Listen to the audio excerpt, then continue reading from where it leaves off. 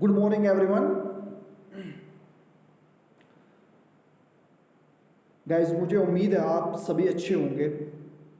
आपको पता है हम जनरल इंग्लिश और कॉम्प्रिहेंशन के बारे में स्टडी कर रहे थे और इससे पहले हम प्रेजेंट के बारे में पढ़ चुके हैं, पास्ट के बारे में पढ़ चुके हैं और आज हम जो के पढ़ेंगे फ्यूचर टेंस के बारे में। किसके बारे में पढ़ेंगे हम? फ्यूचर टेंस के बारे में हम पढ़ेंगे। देखो, सबसे पहले हमें फ्यूचर टेंस के बारे में जानना है, जो कि फ्यूचर टेंस होता क्या है। ठीक है, future tense it is used to denote a state that will take place in near future. ये उस एक्शन की बात कर रहे हैं जो फ्यूचर में कंप्लीट होता है। ठीक है, नियर फ्यूचर में अभी जो मतलब कुछ टाइम के बाद जो एक्शन हमारा कंप्लीट होगा उसे हम फ्यूचर टेंस कहते हैं। ठीक है, आप इसको इस तरीके से कह सकते हो कि वो एक्शन जो फ्यूचर में कंप्लीट होता है उसे हम फ्यूचर टेंस कहते हैं। ठीक है, उसको हम क्या कहते हैं? फ्यूचर टेंस कहते हैं। ठीक है, अब फ्यूचर टेंस के अंदर सबसे पहले हम पढ़ेंगे सिंपल फ्यूचर टेंस के बारे में कि सिंपल फ्यूचर टेंस क्या होता है। ठीक है, सिंपल फ्यूचर टेंस। ठीक है, अब सिंपल फ्यूचर टेंस क्या होता है? आप इससे पहले आपने पढ़ा होगा सिंपल प्रेजेंट टेंस के बारे में। ठीक है, सिंपल पास्ट टेंस के बारे में पढ़ा होगा। ठीक है, अब आज पढ़ेंगे हम सिंपल फ्यूचर टेंस के बारे में, जो कि सिंपल फ्यूचर टेंस क्या होता है। ठीक है, simple future tense expresses an action that will occur recently in future. वो एक्शन जो रिसेंटली फ्यूचर में कंप्लीट होगा उससे हम सिंपल फ्यूचर टेंस कहते हैं, जो रिसेंटली फ्यूचर में कंप्लीट होता है।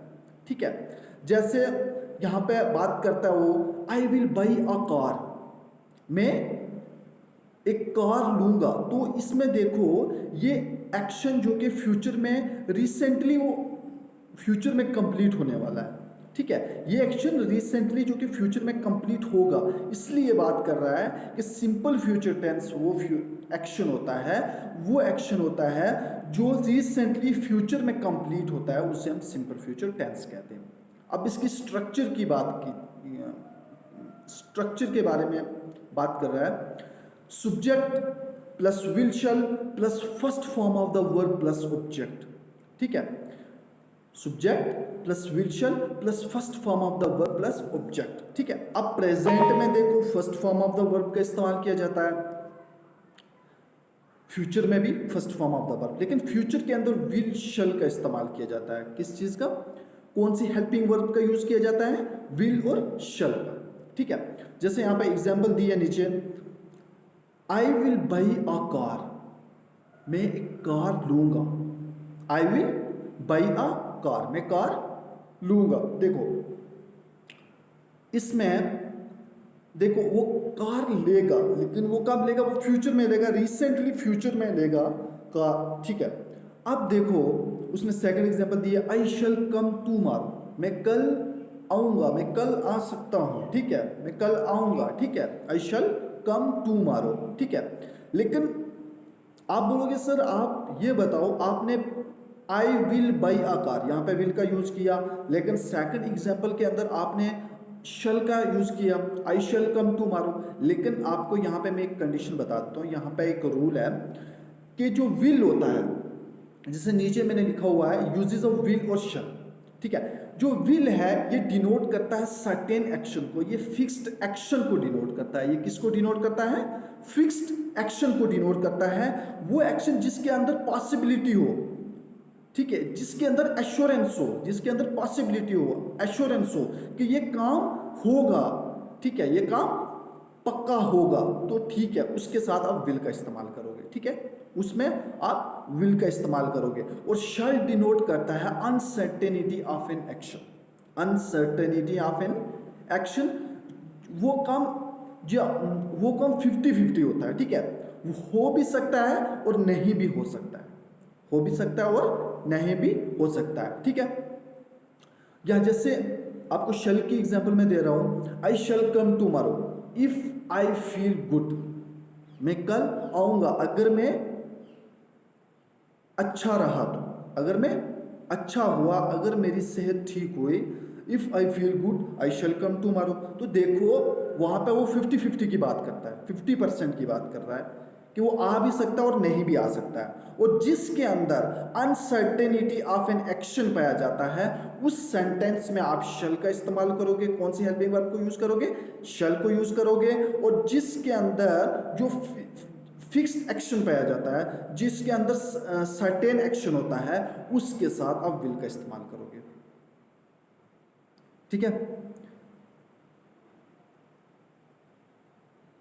जैसे आगे एग्जांपल दिया, Rahul will score good marks.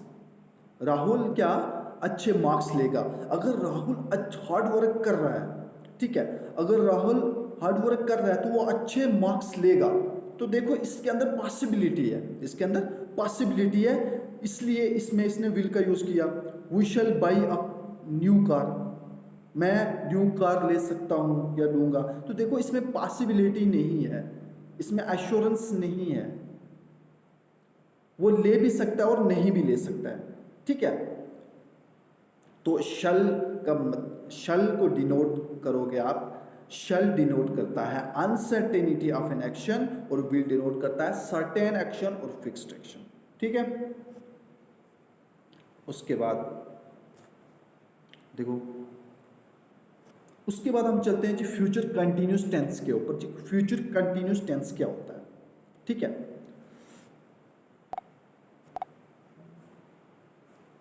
Future continuous tense क्या होता है? Future continuous tense indicates that something will occur in the future and continue for some time.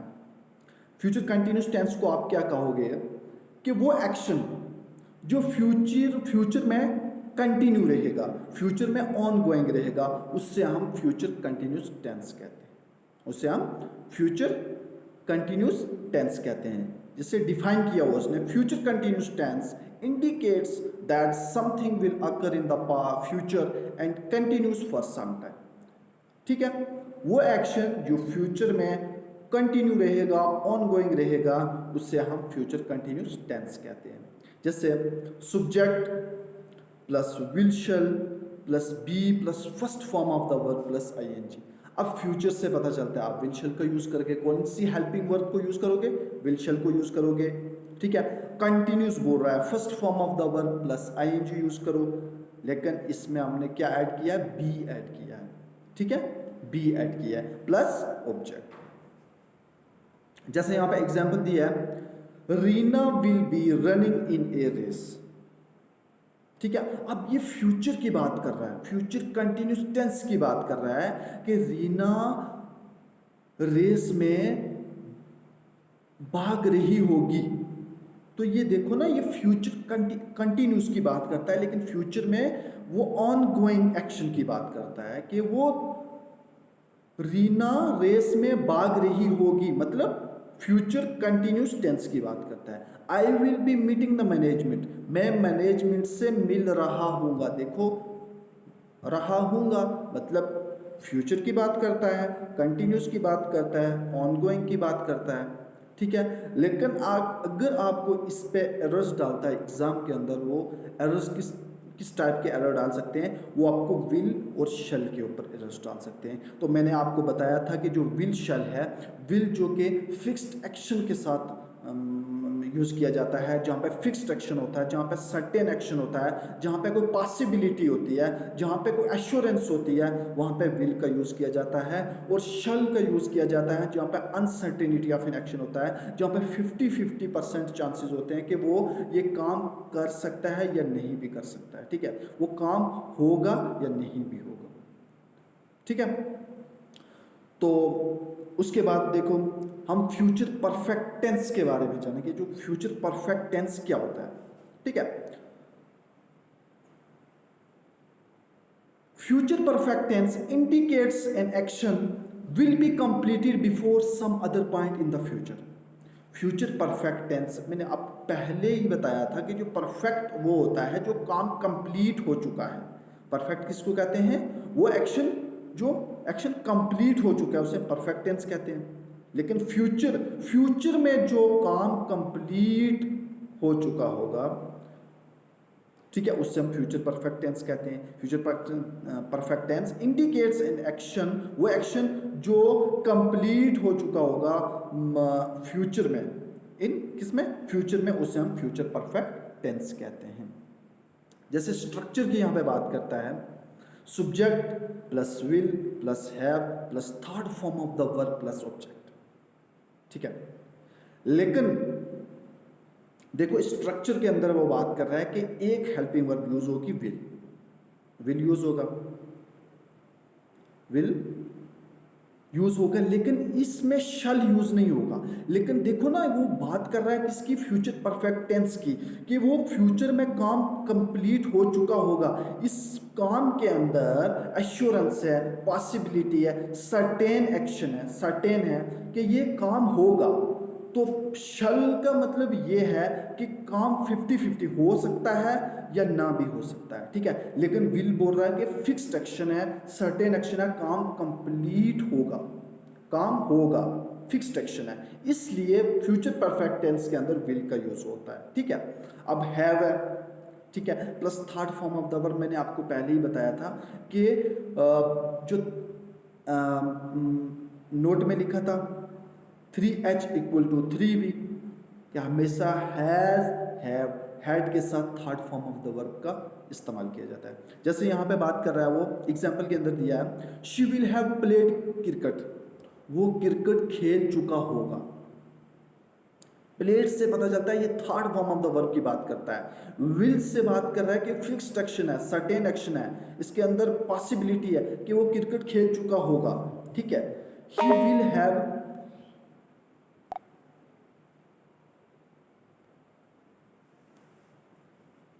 He will have left the city, वो city छोड़ चुका होगा। मतलब देखो विल का यूज किया, सिटी को छोड़ चुका होगा, सेंटेंस बोल रहा है, इसके अंदर जो कि सर्टेन एक्शन पाया जाता है, फिक्स्ड एक्शन पाया जाता है, ठीक है।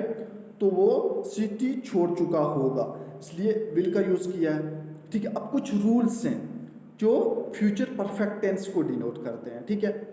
जो रूल्स, अब वो रूल्स क्या है, by Monday, by tomorrow, by next week, by next year, और ये टाइम फ्रेजेस जब भी किसी भी सेंटेंस के अंदर आपको नजर आ रहे हैं तो उस सेंटेंस को आप फ्यूचर परफेक्ट टेंस में लिख सकते हो, ठीक है। जैसे एग्जाम्पल दिए यहाँ पर, she will have submitted her project by Monday. अब देखो आपको टाइम फ्रेजेस तो याद रहेंगे, ठीक है, by Monday, by tomorrow, by next week, by next year. वो अपना प्रोजेक्ट सबमिट करा चुकी होगी, कब, मंडे से, मंडे से वो अपने प्रोजेक्ट को सबमिट कर चुकी होगी।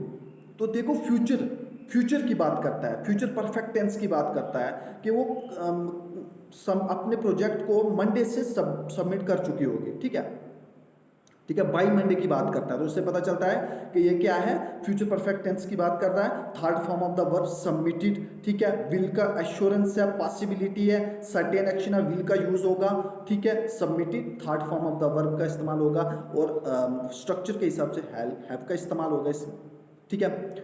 अब देखो सेकंड एग्जांपल के अंदर दिया है, she will have reached India by next week, वो नेक्स्ट वीक इंडिया पहुंच चुकी होगी, ठीक है। तो देखो इसके अंदर भी सर्टेन एक्शन है, फिक्स्ड एक्शन है, she will have reached India by next week, ठीक है। इसके अंदर भी देखो एश्योरेंस है कि वो काम होगा, ठीक है, ये काम होगा, वो नेक्स्ट वीक इंडिया पहुंच चुकी होगी।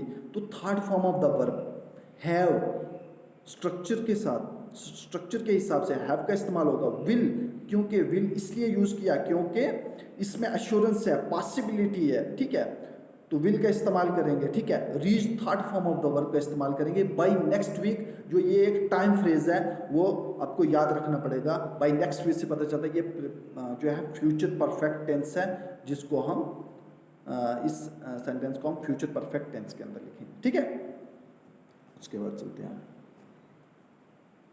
अब देखो जी, अब बोल रहा है वो फ्यूचर परफेक्ट कंटिन्यूस टेंस की बात कर रहा है। किसकी? फ्यूचर परफेक्ट कंटिन्यूस टेंस की। क्या बोल रहा है कि वो फ्यूचर की बात कर रहा है, अब परफेक्ट बोल रहा है काम कंप्लीट हो चुका है, कंटिन्यूस बोल रहा है कि एक्शन जो कि क्या है ऑन गोइंग है, ठीक है। लेकिन आप इसको लिखोगे कैसे, future perfect continuous tense indicates that action began in past present और future is on going and will complete in the future. वो एक्शन वो पास्ट में भी शुरू हो सकता है, वो प्रेजेंट में भी शुरू हो सकता है, वो फ्यूचर में भी शुरू हो सकता है, और वो ऑन गोइंग रहेगा फ्यूचर में, और वो कंप्लीट भी फ्यूचर में होगा जाके, वो कंप्लीट भी फ्यूचर में होगा। पास्ट में भी वो शुरू हो सकता है, प्रेजेंट में भी शुरू हो सकता है, फ्यूचर में भी शुरू हो सकता है, और वो फ्यूचर में ऑन गोइंग रहेगा, कंटिन्यू रहेगा, एंड और वो कंप्लीट भी जाके फ्यूचर में होगा। उससे हम फ्यूचर परफेक्ट कंटिन्यूस टेंस कहते हैं। अब इसकी स्ट्रक्चर की बात की जाए, subject plus will shall have plus be plus first form of the verb plus ING plus since for plus object, ठीक है। तो आपको पता ही है फ्यूचर परफेक्ट जो कंटिन्यूस टेंस है, परफेक्ट कंटिन्यूस टेंस के अंदर सिंस फॉर का यूज होता है, ठीक है। कंटिन्यूस बोल रहा है, first form of the verb plus ING, ठीक है। और विल शैल फ्यूचर बात कर रहा है, विल शैल परफेक्ट हैव, ठीक है। तो ये स्ट्रक्चर आपको याद रखनी पड़ेगी।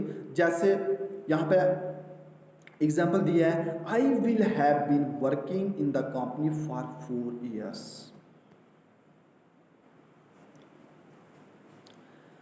देखो, I will have been working in the company for 4 years, मैं 4 सालों से कंपनी में काम कर रहा होऊंगा। I will have been travelling for 6 months, वो मैं 6 महीनों से ट्रैवल कर रहा हूँगा, ठीक है। वो देखो ना, वो क्या क्या बात कर रहा है कि एक्शन फ्यूचर में कंटिन्यू है, फ्यूचर में कंप्लीट भी हो जाएगा, और फ्यूचर में कंटिन्यू भी रहेगा, ठीक है। चाहे वो प्रेजेंट में शुरू हुआ हो, चाहे वो पास्ट में शुरू हुआ हो, ठीक है। सेंटेंस से पता चलता है, ठीक है। लेकिन एक चीज़ याद रखना, अगर इसके ऊपर वो एरर पूछ सकता है तो वो एरर सिंस फॉर के ऊपर पूछ सकता है, विल शैल के ऊपर पूछ सकता है।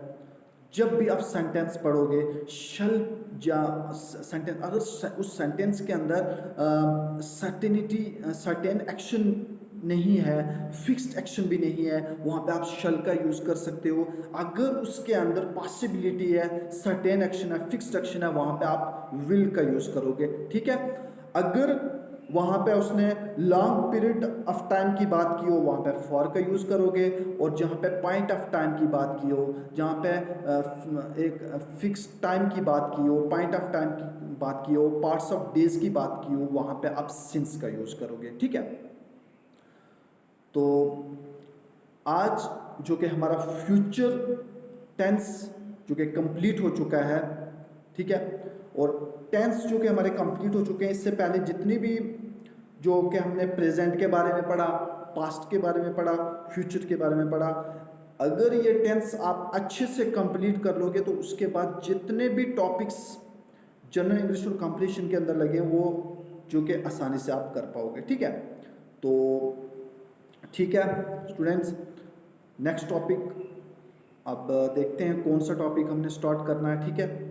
तो फिलहाल अपना ख्याल रखें, टेक केयर, सी यू।